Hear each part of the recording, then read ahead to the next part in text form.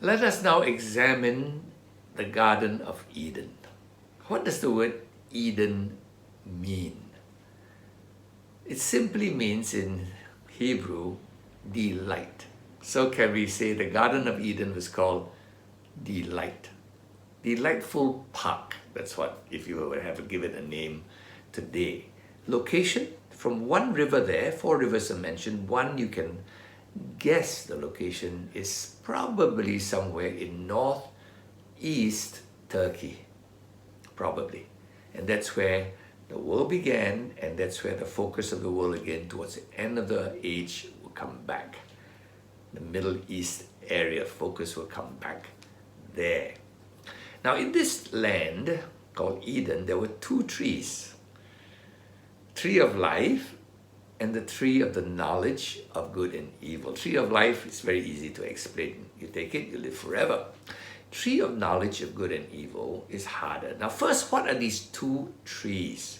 What's the purpose of them? They are what we will call sacraments. Just like we take bread and the wine in Holy Communion, a sacrament, that's a sacrament. A sacrament is a physical thing you hold that helps teach you a spiritual truth. When you see the bread, you realize Christ's broken body. You see the wine, his shed blood. Now the tree of the knowledge of good and evil is a sacramental tree. The 2 trees are sacramental, and it teaches us an important truth. Truth number 1, God, being our creator, has the right to make rules. Right? That's why evolutionists love it, because if we are chance beings, we are not created by God, then we can make our own rules, right? We are responsible to nobody. Number 1, God can make rules. So he tells us, he decides what is good and what is evil. So firstly, he made a rule, you don't touch this tree. Because when you touch this tree, you will have knowledge of good and evil. Up to this point, they only had knowledge of good. Everything was blessed. The word knowledge is different from our understanding of knowledge. We know knowledge as something I know. The Hebrew word for knowledge is bigger than that. It's not only I know, but I've experienced. So, the moment you eat of that tree, you have not only experienced good, you've also experienced evil. You've lost your innocence. You are now a partaker, experiencer of evil. Whoa, so Adam had sinned. What else does this sacramental tree teach us? Principle number 1, God makes the rules. Landlord can make rules for his tenants. Nobody argues with that.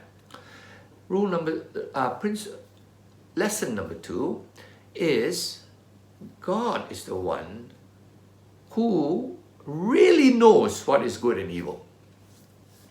Now you say, what do you mean by that? Don't I know what is good and evil? Let me tell you, when man chooses what is good and evil, they don't choose usually the right thing. They say, wow, the more money I have, that is good. The more popularity I have, that is good.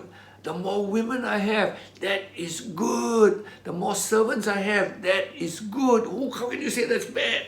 You know, when man is allowed to choose what is good for himself, he often chooses the wrong things, right? And so you see, when man says, I know what is good, you know what he does? He accumulates lots of money, lots of power, lots of popularity, lots of servants. You know what? He accumulates lots of misery.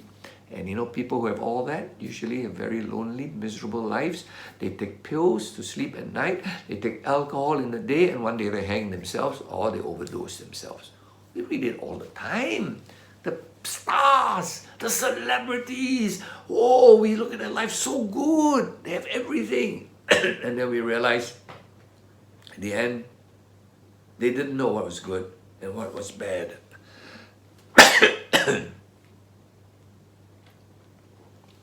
I choked on that because to some extent that was my life before. I loved to have all these things. And I thought the more I had, the happier I would be. It didn't work out that way. Right? So I hope that we will begin to see that God alone knows what is good for us and what is not good for us. Even too much good health, it may not even be good. You can get arrogant, you think you're Superman. You think that I don't need God. And once in a while, God allows some problems in our life to help us remember Him. So what are these two trees? They're sacramental, a physical thing, teaching a spiritual truth. Listen to me, I'm your creator. I tell you what is good. I tell you what you can do. No, Eve broke the rule, paid the price. Secondly, I made you, I know what's good for you. Too much of anything is not good for you. Even money is not too good. Too much of health, too much of anything is not good for you. It will kill you. I mean, we know too much of good food will kill us. Too much of drinking water, just plain water will kill you. Too much oxygen will kill you, all right? Those are good things. But we don't know our limits, right? And so God says, I know